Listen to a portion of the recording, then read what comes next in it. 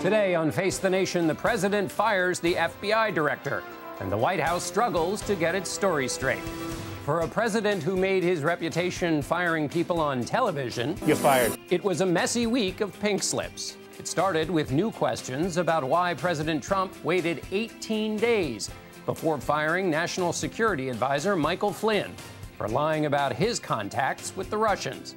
Then came Tuesday night's firing of the man leading the federal investigation into Russian meddling in the election, FBI Director James Comey, which happened so fast that it caught even White House staffers off guard. Why the quick action?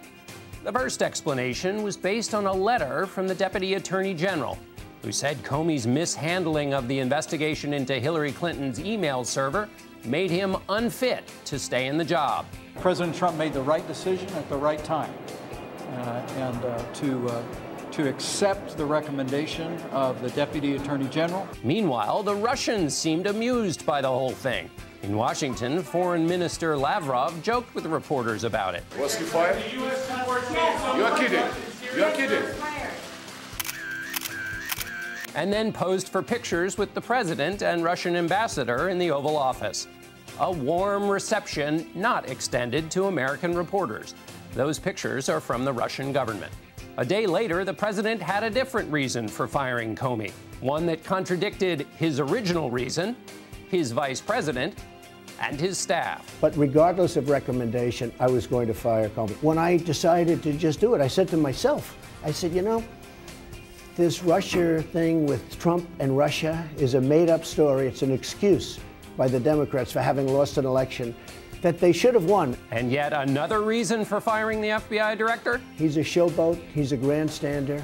The FBI has been in turmoil. The new acting head of the FBI, Andrew McCabe, told Congress that was not true. That Director Comey enjoyed broad support within the FBI, and still does to this day. Comey stayed out of the spotlight, but his associates told the press about a White House dinner during which Mr. Trump asked the former director for a pledge of loyalty.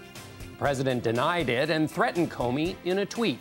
James Comey better hope that there are no tapes of our conversations before he starts leaking to the press. Where do things stand now? We'll hear from the lead Democrat on the House Intelligence Committee, Adam Schiff, Republican Ben Sasse, who sits on one of the Senate committees investigating the Russian connection.